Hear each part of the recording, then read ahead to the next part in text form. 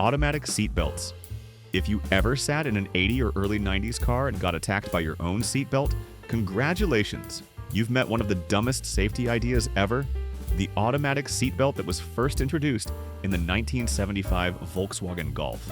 Back in the 1980s, the US government was tired of people ignoring their seatbelts, but wasn't quite ready to force airbags into every car. So automakers came up with a genius loophole: make the belts automatic more common so drivers couldn't forget them. Sounds smart, right? Well, it wasn't. These things were usually mounted to the door frame, and when you turned the key, the shoulder belt would whiz across your chest on a little motorized track. You didn't have to touch it, it just zipped into place, trapping you in. The lap belt, though, that was still manual, meaning half the time people just didn't bother with it. So you had a half-secured driver pretending to be safe, and the fun didn't stop there. If the mechanism jammed, which it often did, you could get strangled trying to get out of the car. If you forgot to buckle the lap belt, you'd just slide under the shoulder strap in a crash, a phenomenon called submarining. And if you ever needed to exit quickly, good luck waiting for your seatbelt robot to finish its dramatic unspooling sequence. By the mid-1990s, airbags became mandatory and everyone could finally stop fighting their seatbelts. Water balloon bumpers. Alright, this one sounds made up, but it's real. Back in the 1970s, a company from Sacramento called Rich's Soft Cushion Bumper decided the future of automotive safety was water balloons. Picture this: two giant plastic balloons stuck to your car, one in front, one in back, both filled with water and ready to explode heroically the moment you hit something. Sounds like a Looney Tunes safety feature, right? But in the 1970s, a company actually thought this was the future of crash protection. And believe it or not, it kinda worked. Normal bumpers could survive a 5-mile-per-hour tap, but these water-filled wonders were said to handle 20 miles per hour and bounce right back like nothing happened. The logic was clever. When you hit something, the water absorbed the blow and spread out the force evenly. Basically, it turned your car into a rolling waterbed with headlights, and for a while it worked. GM, Chrysler, and Ford experimented with this approach. New York and San Francisco taxi fleets tried them out, as did a few police departments. Drivers claimed they could bump into things all day and keep going, like a real-life game of bumper cars. But as it turns out, driving around with pressurized water bombs on your car wasn't exactly the brightest safety move. In cold weather, the bumpers froze solid, turning into ice-filled battering rams that could do more damage than they prevented. In hot climates, the water evaporated, leaving them deflated and useless. Worst of all, at higher speeds, these things were totally out of their depth.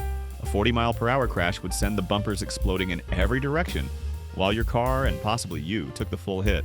They might have looked funny, but they sure weren't safe. By the late 70s, automakers wisely ditched the splash zone and switched to real impact-absorbing materials. Lap and waist seatbelts. Did you know that the first seatbelt wasn't even made for cars? Yeah, back in the 1800s, Sir George Cayley, a wealthy landowner in England, thought, hey, maybe we should stop pilots from falling out of the sky. Decades later, car companies looked at that idea and went, safety? Nah, let's add more chrome instead. And for decades, that was the vibe. Cars were all style, no safety. It wasn't until the 1930s that a few doctors started noticing a disturbing pattern. People weren't dying from crashes, they were dying because they were being launched through the windshield. So a few sensible folks started installing seatbelts in their own cars. The automakers' response? Safety is for the weak. Fortunately, by the 1950s, seatbelts started appearing as optional equipment. Mostly the lap belt, not the neck seatbelt, which became viral recently and turned out to be fake. So what was the lap belt? Just a single strap across your waist, like your car was giving you a very awkward hug. Volvo, of course, made them standard first, because of course it was Volvo. Meanwhile, in America, optional seatbelts were treated like that weird salad option at a burger joint. Yeah, we offer it, but no one's ordering it. The problem was that lap belts weren't that safe on their own. In a serious crash, they'd keep your lower half in place, sure, but the top half of your body? It still wanted to meet the steering wheel. People started getting internal injuries from what was basically the world's worst roller coaster restraint. But the real game changer came in 1959, when Volvo engineer Niels Bohlin invented the 3-point seatbelt, the one that crosses your chest and lap.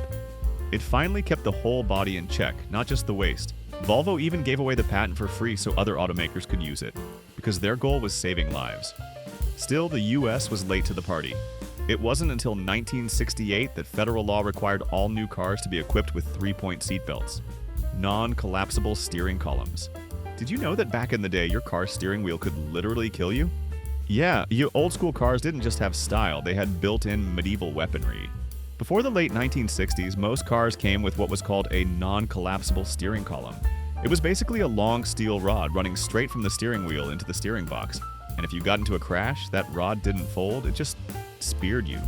In other words, the steering wheel didn't stop you from flying forward. It joined in on the attack. The scariest part? Nobody saw it as a problem. For decades, the automotive industry's safety standards were about as strict as a lemonade stand's business license. Automakers bragged about horsepower, chrome, and tail fins, not survivability. Then in 1965, a guy named Ralph Nader dropped a bombshell book called Unsafe at Any Speed. It called out the auto industry for building cars that were stylish death traps. And suddenly people were asking, hey, why does my Buick have a built-in chest harpoon? The public outrage was loud enough that General Motors quietly introduced the collapsible steering column in 1967. Instead of being one solid piece of steel, it telescoped on impact, compressing instead of stabbing. It was simple, brilliant, and life-saving. What's crazy is that engineers had already patented this idea back in the 1930s, but automakers ignored it for decades, because apparently saving lives didn't fit the budget. But by 1968, the US government made collapsible columns mandatory. And just like that, one of the deadliest normal features in automotive history was gone: pop-out windshields. What if we tell you there was a time when engineers thought the best way to survive a car crash was to get thrown out of it? Yeah, that was the logic behind one of the weirdest safety ideas ever, the pop-out windshield. It was the late 1940s, a time when seatbelts were optional, dashboards were made of steel, and crash testing mostly involved praying. Enter Preston Tucker, the man behind the ambitious 1948 Tucker 48, a futuristic car loaded with safety innovations. A rear engine, directional headlights, padded dashboard, reinforced safety cell passenger compartment, and most famously a windshield that could pop out during a crash. Tucker pitched a pop-out windshield as a life-saving feature. The idea was that if your car got wrecked, the windshield would detach in one piece, giving you a clear escape route instead of trapping you behind shards of glass. Sounds brilliant, until you realize it also worked the other way around. Because if you hit something hard enough, that same escape hatch could just eject itself and you straight onto the asphalt. And what was supposed to help you escape a wreck could easily turn into the reason you needed to be rescued. Still, in 1948, this sounded futuristic. Compared to the blunt, steel-edged death traps of the era, Tucker's pop-out windshield felt like Star Trek technology. People actually thought, wow, this guy's reinventing safety. But as real-world accidents and physics rudely pointed out, the whole system had one fatal flaw: human bodies don't bounce. Eventually, as automakers realized that staying inside the car was kind of essential to survival, pop-out windshields quietly died off. By the 1950s, curved panoramic glass took over. Safer, stronger, and way better for visibility. And by the 1970s, you couldn't find a pop-out windshield anywhere except maybe on a Tucker sitting in a museum. Metal dashboards. Picture this. It's 1955. You're in a Chevy Bel Air, arm hanging out the window, radio blasting, hair slicked back, feeling like the king of the highway. Until the moment you rear-end someone at 40 miles per hour and your face meets your car's hot-selling design feature, a solid steel wall. Yep. For decades, dashboards were made entirely out of steel, not metal-looking plastic, actual metal. Chrome edges, rock-hard surfaces, and sharp switches that could double as kitchen knives. Designers loved them because they looked classy and futuristic. But if you got into an accident, that same futuristic dashboard would rearrange your facial features like a 5-year-old's painting. Back then, seatbelts were optional, airbags didn't exist, and the only crash test was, let's see what happens. If you hit something, your steel dashboard didn't cushion you. It reminded you who was boss. And somehow, automakers still bragged about it. Ads proudly promised all-steel interiors for a feeling of strength and security. Yeah, nothing says safety like driving a chrome blender. Thankfully, by 1948, the Tucker 48 introduced the first padded dashboard. But it was Ford that launched a comprehensive lifeguard safety package in 1956, which included a padded dashboard. By the late 60s, padded dashboards became mandatory, and suddenly the front of your car went from concussion delivery system to something vaguely survivable: the wrist twist swivel system. By the 1960s, Ford's Mercury division had caught a serious case of future fever. Jet age styling, rocket-inspired dashboards. Everyone wanted cars to look like they could take off if you pressed the wrong button. And then someone at Mercury looked at the humble steering wheel, a perfect, reliable circle, and thought, Nah, too boring. Let's reinvent that enter the wrist twist swivel system, a steering innovation that ditched the wheel entirely in favor of two rotating pods. Imagine a pair of shiny metal doorknobs sticking out of your dash. That's what drivers were supposed to steer with. Ford claimed it would make driving more comfortable, more precise, and give you an unobstructed view of your gauges. It sounded futuristic. It looked futuristic. It just didn't drive futuristic. The moment you put your hands on it, the illusion shattered. Each dial controlled the steering through a mechanical linkage, but without the leverage of a real wheel, it felt like trying to parallel park with a fidget spinner. Drivers had no feedback, no sense of weight or resistance, just this eerie, floaty disconnect from the road.